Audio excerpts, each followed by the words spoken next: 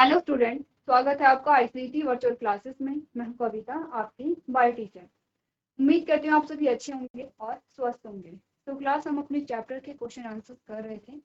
Chapter का नाम है किंगडम एनिमेलिया, यानी कि जंतु जगत के क्वेश्चन आंसर हम यहाँ पर सॉल्व कर रहे हैं। काफी सारे क्वेश्चन हमने यहाँ पे सॉल्व कर लिए हैं, जिसमें आपने सबसे पहले ये देखा कि अगर आपको कोई चीज दिया जाए जिसे कि आपको क्लासिफाई करना है, कौन कौन से आधार होंगे जिनके माध्यम से आप यहाँ पर वर्गीकरण करेंगे। दूसरा आपने कहा कि अगर हम इन आधारों का यूज ना करें तो आप कैसे क्या करेंगे, वर्गीकरण करेंगे, या आपको कौन सी डिफिकल्टीज फेस करनी पड़ेंगी। आपने यहाँ पे आंसर देखा। नेक्स्ट आपने कहा कि जब आप क्लासिफिकेशन कर रहे थे तो आपने एक आधार देखा था, आपने काफी सारे आधार देखे जिसमें से एक था बॉडी कैविटी। बॉडी कैविटी को क्यों आपने एक आधार के रूप में यहाँ पर लिया है, यानी कि आपको बताना थी कि जो यहाँ पर बॉडी कैविटी है उसकी इंपॉर्टेंस क्या है, जिससे कि आप उसे वर्गीकरण में यूज कर रहे हैं। नेक्स्ट आपने देखा था डिफरेंस, आपने देखा था इंट्रासेलुलर डाइजेशन और एक्स्ट्रा सेलुलर डाइजेशन, दोनों प्रकार के जो डाइजेशन है उनमें क्या अंतर है, ये चीज आपने देखी थी। ठीक है, साथ ही साथ आपने एग्जाम्पल भी यहाँ पर देखे कि इंट्रासेलुलर डाइजेशन किसमें होगा और एक्स्ट्रा सेलुलर डाइजेशन किसमें होगा। हमने प्रीवियस लेक्चर में यहाँ पर बात की है, जिसमें हमने क्या किया था, डाइजेस्टिव सिस्टम को देखा। हमने कहा अगर कोई डेवलप्ड ऑर्गेनिज्म है उनमें डाइजेशन कैसे होता है, डाइजेस्टिव सिस्टम के द्वारा होता है। डाइजेस्टिव सिस्टम में क्या होंगे, अलग अलग अंग वहां पर शामिल होंगे, लेकिन जो क्या होते हैं, सरल जीव होते हैं जिनकी संरचना सरल होती है, उनमें डाइजेशन कैसे होगा, कोशिका में होगा, जिसे आपने इंट्रासेलुलर डाइजेशन यहाँ पर कहा था। चलिए, इसके अलावा एक और आपके पास यहाँ पर डिफरेंस आया था, जिसमें आपने डायरेक्ट डेवलपमेंट और इनडायरेक्ट डेवलपमेंट की बात की थी, क्या होते हैं दोनों की डेफिनेशन आपने यहाँ पर देखी थी। ठीक है, नेक्स्ट जो क्वेश्चन आपके पास आया था उसमें आपसे कहा गया था कि हम कहते हैं कि जो आर्थ्रोपोडा है वो किंगडम एनिमली का सबसे बड़ा फाइलम है, तो क्या रीजन है इसके पीछे, ऐसा क्यों है कि आर्थ्रोपोडा में सबसे ज्यादा जीव पाए जा रहे हैं। ठीक है, हमने कहा आर्थ्रोपोडा सबसे बड़ा फाइलम है, इसका सिंपल सा मतलब है कि आर्थ्रोपोडा में बहुत सारे जीव पाए जा रहे हैं। क्यों पाए जा रहे हैं, आपके पास अलग अलग यहाँ पे क्या आए थे, रीजन आए थे। आपने कहा था सबसे पहले जो आर्थ्रोपोडा होता है उसका मतलब हमने जाना था, हमने कहा था आर्थ्रोपोडा में वो जीव शामिल होते हैं जिनमें जॉइंटेड लेग्स होती हैं। ठीक है, जो उनके उपांग होते हैं वो जुड़े हुए होते हैं। अब हमने कहा वो कौन कौन से कारक हैं। देखिए, अगर यहाँ पर आर्थ्रोपोडा में बहुत सारे जीव शामिल हैं, इसका सिंपल सा मतलब है कि वो जो फाइलम है उसके जो जीव हैं वो बहुत अच्छे से ग्रो कर रहे हैं, बहुत अच्छे से वृद्धि कर रहे हैं। आपने कहा कि क्या होता है, जैसे कि आपने कोई प्लांट को क्या किया, बोया, किसी पौधे के बीज आपने बोए। आपने कहा कि उस पौधे के अनुसार वहां की मिट्टी बहुत अच्छी थी, वहां की जलवायु उसकी क्या थी, अनुकूल थी। ठीक है, यानी कि टेम्परेचर कहिए, ह्यूमिडिटी कहिए, उसे टाइम टाइम पे क्या पानी मिल रहा है, मिनरल्स मिल रहे हैं, सब कुछ क्या है उस पौधे के अकॉर्डिंग है। वो पौधा बहुत जल्दी ग्रो करेगा। आपने जितने पौधे वहां पे बोए, आसानी से उन्होंने क्या कर दी है, वहां पे वृद्धि कर ली है अपनी। ठीक है, आसानी से वो क्या कर रहे हैं, सरवाइव कर पा रहे हैं। वहीं दूसरा प्रकार का बीज आपने बोया, आपने कहा कि इस बीज के लिए एग्जाम्पल के तौर पे मान लेते हैं, हमने कहा उस बीज के लिए जो तापमान था वो कम तापमान की आवश्यकता थी, लेकिन यहाँ पर तापमान अधिक है, तो वो जो बीज है उसमें अंकुरण नहीं हो पाया, उसमें वृद्धि नहीं हो पाए। दोनों का अगर कंपैरिजन करें, केस जो वन है, केस जो सेकंड है, आपने कहा दोनों में से जो फर्स्ट केस में आपने पौधा लिया था वो बहुत अच्छे से ग्रो करेगा, अपनी संख्या में वृद्धि करेगा। ठीक है, सेम चीज है यहाँ पर भी आती है। आपने कहा आर्थ्रोपोडा के जो जीव थे वो अपनी संख्या में वृद्धि कर पा रहे हैं, इसका सिंपल सा मतलब ये है कि वो बहुत अच्छे से ग्रो कर पा रहे हैं। ठीक है, जो यहाँ पर वातावरणीय परिस्थिति है उनके अनुसार आसानी से खुद को ढाल पा रहे हैं। कुछ ऐसे कैरेक्टर होंगे जो कि उन्हें क्या करेंगे, सुरक्षा प्रदान करेंगे। जैसे कि आपने कहा सबसे पहले तो उनमें जॉइंटेड लेग्स होती हैं जो कि क्या कर रही है, मूवमेंट के लिए रिस्पॉन्सिबल है। इनमें जो कंकाल तंत्र है वो कैसा है, टफ है, हार्ड है, जो कि इन्हें क्या करता है, सुरक्षा प्रदान करता है, प्रोटेक्शन प्रोवाइड कराता है। आपने कहा कि जो हार्ड स्केलेटन है, जो कंकाल तंत्र, जो मजबूत कंकाल तंत्र था वो क्या कर रहा था, पानी की हानि को रोक रहा था। ठीक है, ज्यादा पानी की हानि ना हो इसलिए रोक रहा था। नेक्स्ट आपने कहा कि यहाँ पे क्या होते हैं, लोकोमोशन यानी कि चलने के लिए, रेस्पिरेशन यानी कि श्वसन के लिए, रिप्रोडक्शन यानी कि प्रजनन के लिए यहाँ पर अलग अलग सिस्टम पाए जा रहे हैं, अलग अलग तंत्र पाए जा रहे हैं। इसका मतलब कि इनकी बॉडी में अब अंग तंत्र आने लगे हैं, कोशिका से ऊतक, ऊतक से आपने कहा अंग, और अंगों से अंग तंत्र। ठीक है, तो यहाँ तक इनकी बॉडी क्या हो गई है, डेवलप हो गई है। आपने कहा कि इनमें क्या एबिलिटी थी, ये डाइवर्स कंडीशन में और अलग अलग प्रकार के जो आवास होते हैं यानी कि वेराइट हैबिटेट में ये क्या कर रहे थे, सरवाइव कर पा रहे थे। डाइवर्स कंडीशन क्या होती है, आपने कहा कि जो हमारी क्लाइमेटिक कंडीशन है उनमें फ्लक्चुएशन आता रहता है। जैसे कि ह्यूमिडिटी की बात करें या हम तापमान की बात करें, आपने कहा तापमान कम भी होता है, ज्यादा भी होता है ऐसा, इसीलिए आप गर्मियां और ठंडियां के जो मौसम होते हैं उन्हें देखते हैं। आपने कहा कि यहाँ पर जो फाइलम आर्थ्रोपोडा के एनिमल्स थे वो इजिली सरवाइव कर रहे थे, अलग अलग क्लाइमेटिक कंडीशन में, अलग अलग हैबिटाट में रह पा रहे थे। ये ऐसा नहीं है कि एक क्या है, ये जो जीव है ये एक ही हैबिटाट में, एक ही आवास में रहेंगे, अलग अलग आवास में रहेंगे तो ज्यादा फैलेंगे, ज्यादा फैलेंगे तो ज्यादा वृद्धि करेंगे। ठीक है, नेक्स्ट आपने क्या कहा, in comparison to other phyla they are pre developed. ये क्या होते हैं, जो और फाइलम है उनके कंपैरिजन में ये पहले ही डेवलप हो चुके हैं। आपने कहा well developed sense organs and nervous system, इनमें सेंस ऑर्गन भी थे, नर्वस सिस्टम भी था, और कुछ ऐसे इंसेक्ट थे कि जो क्या करते थे, फेरोमोन का यूज करते थे, जो कम्युनिकेशन के लिए यहाँ पर इंपॉर्टेंट था। ठीक है, क्या क्या चीजें देखिए, एक बार देख लीजिए आपके पास क्या क्या वो पॉइंट्स आते हैं जो कि आर्थ्रोपोडा को जंतु जगत का सबसे बड़ा फाइलम बनाते हैं। चलिए अब आते हैं अगले प्रश्न पे। अगला प्रश्न जो आपसे पूछा गया था उसमें आपसे क्या कहा गया था, आपने कहा था water vascular system is characteristics of which group of the following. हमने कहा था कि हर एक ग्रुप का एक कैरेक्टरिस्टिक फीचर्स हैं। ठीक है, और इससे क्वेश्चन आपके पास आते ही आते हैं। तो आपको पूछा जा रहा है वाटर वैस्कुलर सिस्टम के बारे में, यानी कि जल संवहनी तंत्र के बारे में। आपने कहा जल संवहनी तंत्र निम्नलिखित में से किस समूह की विशेषता है।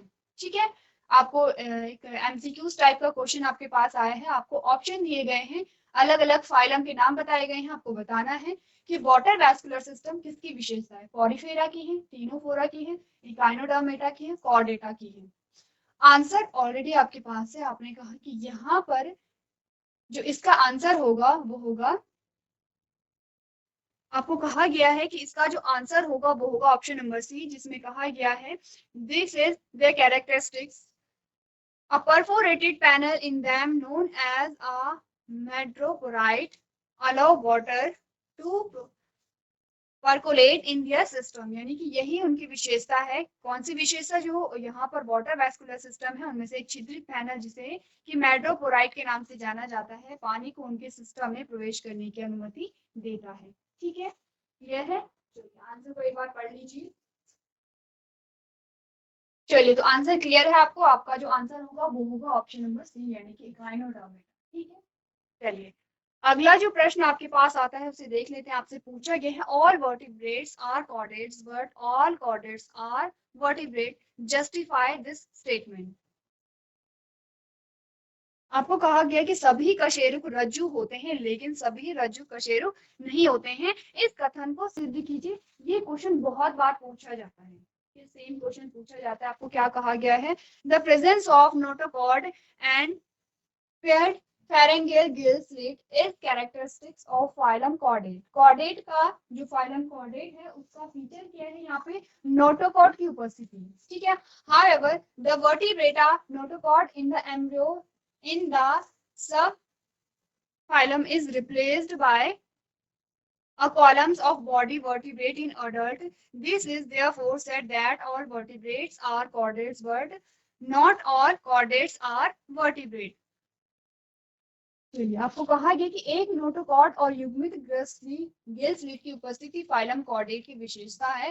हालांकि उपफिल्म में भ्रूण में कशेरुक नोटोकॉर्ड को वयस्कों में बोनी कशेरुकों के स्तंभों द्वारा प्रतिस्थापित किया जाता है, इसलिए कहा जाता है कि सभी कशेरुक रज्जु होते हैं लेकिन सभी रज्जु कशेरुक नहीं होते हैं। सिंपल सी बात है, बहुत रिपीटेड क्वेश्चन आपके पास आता है। एक बार पढ़िए अपने आंसर को और अपनी लैंग्वेज में भी आप अपने आंसर को लिख सकते हैं।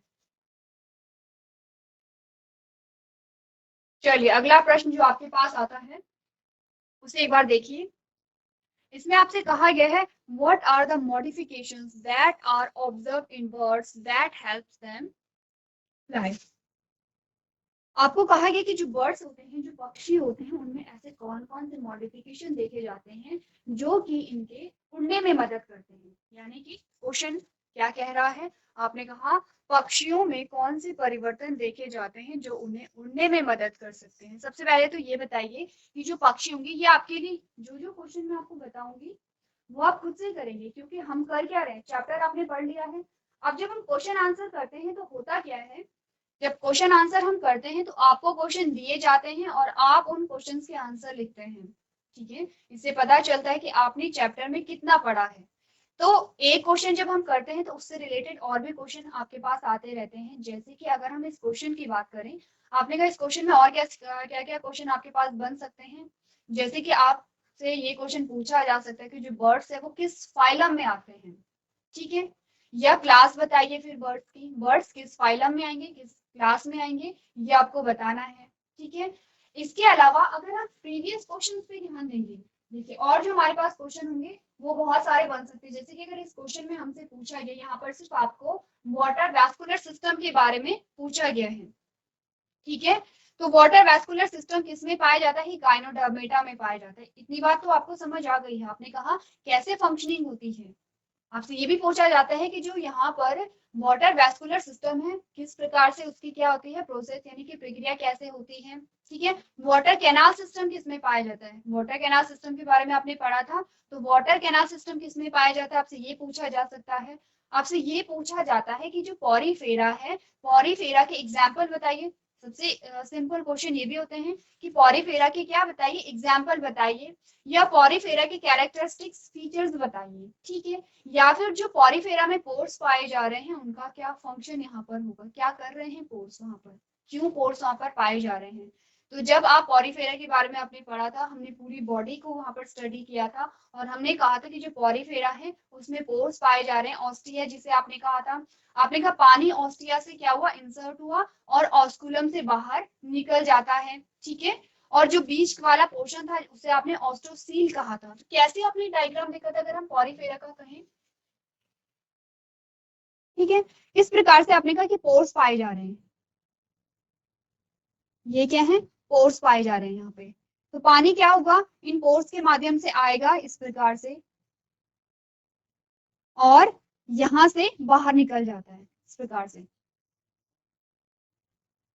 ठीक है, तो आपने क्या बोला था कि पॉरीफेरा में यहाँ पर जो पानी का मूवमेंट हो रहा है, यही क्या है, यहाँ पर पोषण के लिए भी उत्तरदायी है और यही उत्सर्जन के लिए भी उत्तरदायी है। तो यहाँ पर होगा क्या, पोषण भी हुआ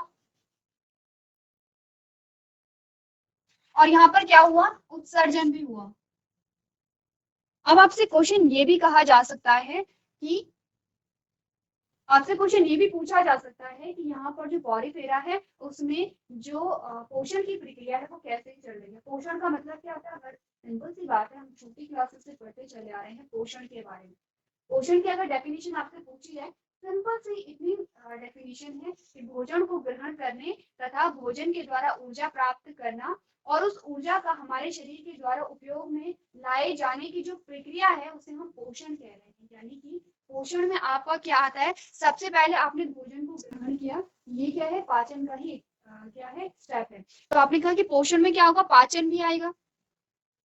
ठीक है, पाचन हुआ, पाचन के बाद आपको क्या मिली, ऊर्जा मिली। उसमें किस प्रक्रिया के द्वारा मिली, हमने कल डिस्कस किया था कि यहाँ पर श्वसन की प्रक्रिया हुई और वहां पर ऊर्जा मिली।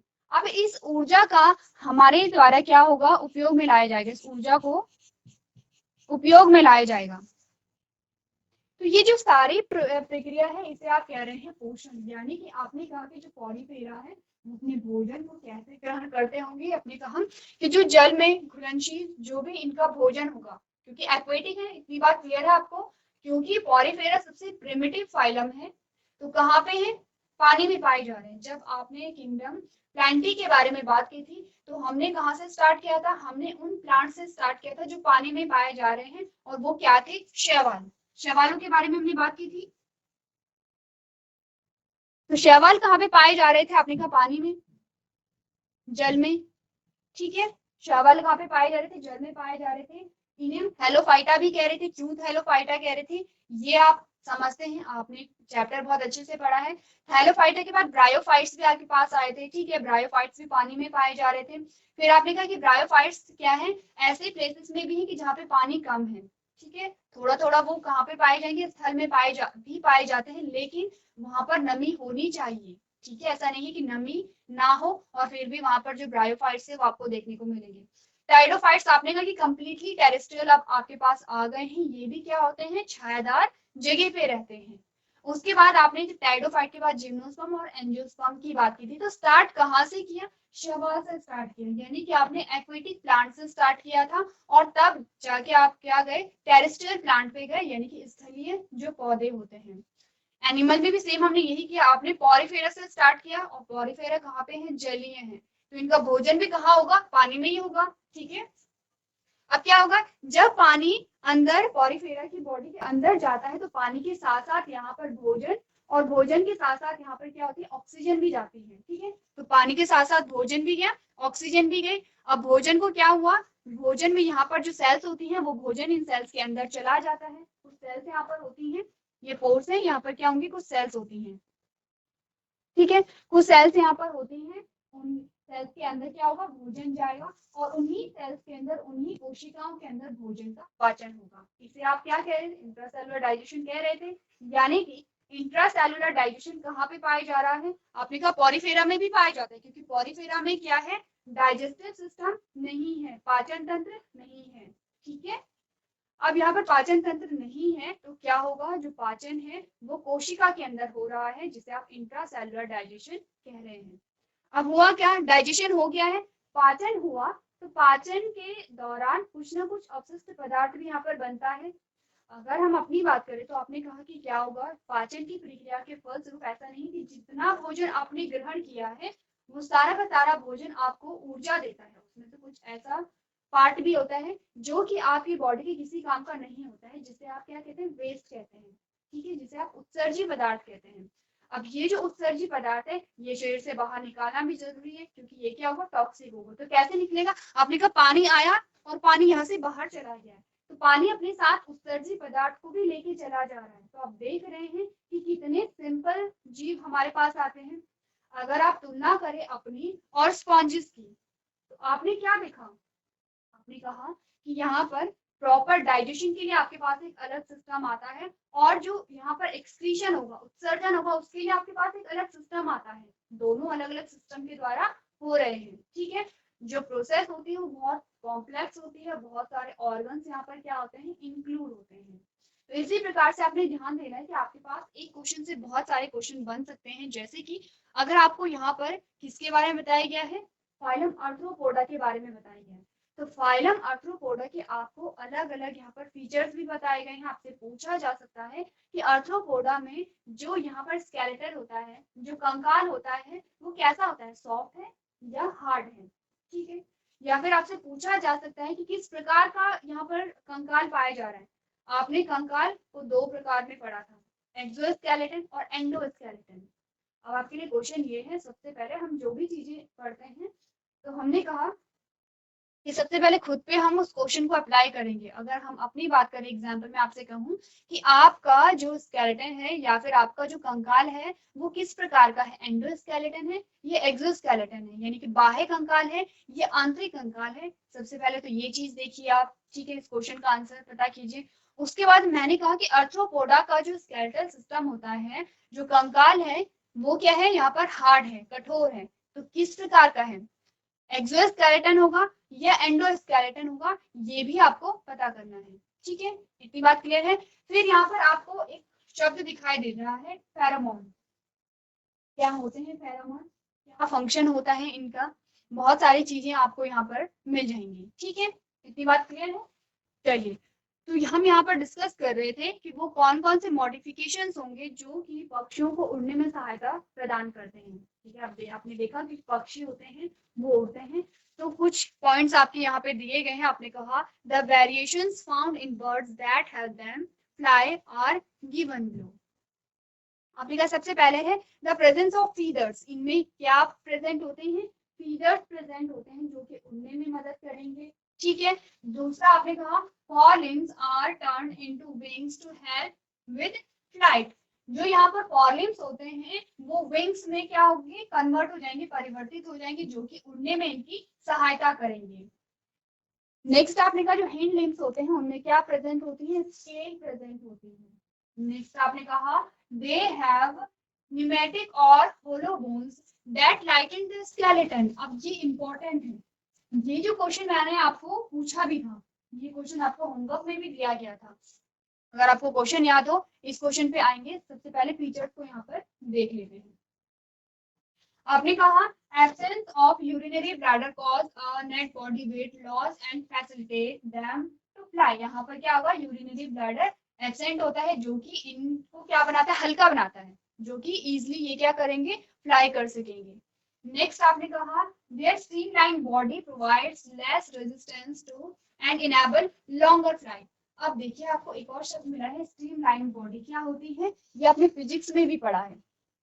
ये जो शब्द है या फिजिक्स में भी पढ़ते हैं, स्ट्रीमलाइन बॉडी, इसमें भी आएंगे। तो अभी पहले देख लेते हैं कौन कौन से ऐसे यहाँ पर परिवर्तन होते हैं जो कि पक्षियों को उड़ने में सहायता प्रदान करते हैं। सबसे पहले आपने कहा पंख इनमें होते हैं जो उड़ने में सहायता करेंगे। ठीक है, उड़ान में सहायक के लिए अग्रपादों को पंख में बदल दिया जाता है। जो यहाँ पर आपने कहा कि जो फॉरलिम थे, फॉरलिम जो आगे के जो क्या होते हैं, इनके लिम्ब होते हैं, उन्हें इसमें पंखों में बदल दिया जाता है। ठीक है, जो आगे के जो इनके पैर होते हैं फॉरलिम, उन्हें पंखों में बदल दिया जाता है जो कि अब उड़ने में मदद करेंगे।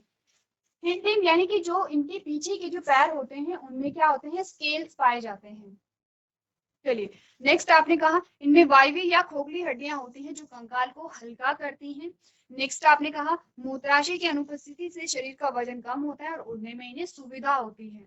उनका सुव्यवस्थित शरीर कम प्रतिरोध प्रदान करता है और लंबी उड़ान को सक्षम बनाता है। तो हम यहाँ पर डिस्कस करेंगे एक तो सबसे पहले न्यूमेटिक बोन के बारे में और दूसरा स्ट्रीमलाइन बॉडी के बारे में। उससे पहले आप सारे जो पॉइंट्स हैं उसे अपनी कॉपी में नोट कर लीजिए।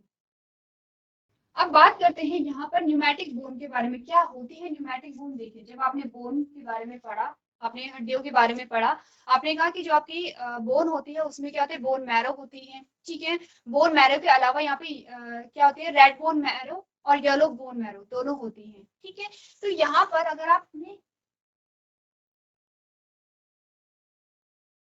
ये आपकी बोन है, ठीक है, अब यहाँ पे जो बीच वाला पोर्शन है, यहाँ पर जो बीच वाला पोर्शन है, तो यहाँ पर भी क्या होता है, येलो बोन मैरो आपका पाया जाता है। लेकिन अगर हम बात करें बर्ड की, तो बीच वाला जो पोर्शन है वो कैसा रहेगा, खोखला होता है। वो कैसा होगा, खोखला होता है। मैंने आपसे पूछा था कि जो यहाँ पर बर्ड्स होती हैं उनकी जो हड्डियां होती हैं उनका बीच वाला जो पोर्शन होगा वो खाली रहता है और यानी कि खोखला रहता है, और इस प्रकार के बोन को हम क्या कहेंगे, ये आपका क्वेश्चन था। आपने कहा इस प्रकार के बोन को हम क्या कहते हैं, न्यूमेटिक बोन कहते हैं। पहली बात तो ये थी। दूसरा हमने बात की स्ट्रीमलाइन बॉडी के बारे में। स्ट्रीमलाइन बॉडी का मतलब क्या होता है, ऐसी बॉडी जो आगे से कुछ इस प्रकार से नुकीली होती है। आपने देखा होगा जो जितने भी व्हीकल्स आपने देखे हैं तो होता क्या है कि आगे से उनकी जो बॉडी होती है वो कैसी बनाई जाती है, नुकीली बनाई जाती है, और इस प्रकार की बॉडी को हम क्या कहते हैं, स्ट्रीमलाइन बॉडी कहते हैं। ऐसा क्यों होता है, ताकि अगर यहाँ पर जो पक्षी हैं वो क्या होंगे, हवा में चलेंगे, तो उन्हें हवा को चीजने में क्या होगी, यहाँ पे मदद मिलेगी। तो इसीलिए क्या होता है, इनकी स्ट्रीमलाइन बॉडी होती है जो कि इन्हें उड़ने में यहाँ पर सहायता प्रदान करती है। तो इतनी बात क्लियर है। चलिए तो आप देखिए न्यूमेटिक बोन किसे कहते हैं, उसकी डेफिनेशन आप लिखिए, स्ट्रीमलाइन बॉडी क्या होती है उसकी भी डेफिनेशन यहाँ पर नोट कीजिए। चलिए सो क्लास हमने यहाँ पर कुछ क्वेश्चन आंसर्स को डिस्कस किया है, जिसमें हमने कोशिश की है कि आपके जो टॉपिक हैं वो रिवाइज हों और आपके कॉन्सेप्ट और ज्यादा क्लियर यहाँ पर हो सके। ठीक है, मैं फिर से रिपीट कर रही हूँ, ये चैप्टर क्या है, लेंथी है, थोड़ा कंफ्यूजिंग होता है, इसीलिए आपको रिवाइज करते रहना है। डिफिकल्ट कुछ भी नहीं है, सेम कैरेक्टर वहां पर आते हैं और आपको सिर्फ इतना पता होना चाहिए किस फाइलम का कौन सा कैरेक्टर है और क्या एग्जाम्पल आपके पास यहाँ पर आते हैं। तो यहाँ पर हम इतने ही क्वेश्चंस को सॉल्व करेंगे। नेक्स्ट जो हमारा सेशन होगा उसमें हम एक नया चैप्टर स्टार्ट करेंगे। तो आपको करना है कि अभी तक जो भी आपने इस चैप्टर में पढ़ा है वो रिवाइज करेंगे, चाहे वो क्लासिफिकेशन के बारे में आपने पढ़ा हो, उसके बाद आपने हर किंगडम के बारे में पढ़ा है, ठीक है। किंगडम मुनेरा के आपने कैरेक्टर देखे हैं, कौन कौन से होते हैं, क्या एग्जाम्पल होते हैं। उसके बाद आपने प्रोटिस्टा के बारे में पढ़ा है, फंजाई के बारे में पढ़ा है। इन तीनों किंगडम को आपने एक चैप्टर में पढ़ा था। लास्ट आपके पास जो 2 चैप्टर आते हैं, किंगडम प्लांटी और किंगडम एनिमेलिया, उस पर आपने सेपरेटली पढ़ा है। आपने करना क्या है, डिटेल में इनको पढ़ते रहेंगे और जो एग्जाम्पल है वो भी आप ध्यान में रखते हुए चलेंगे। तो आज के सेशन में हम इतना ही करेंगे। अभी तक क्लास में बने रहने के लिए आपका धन्यवाद।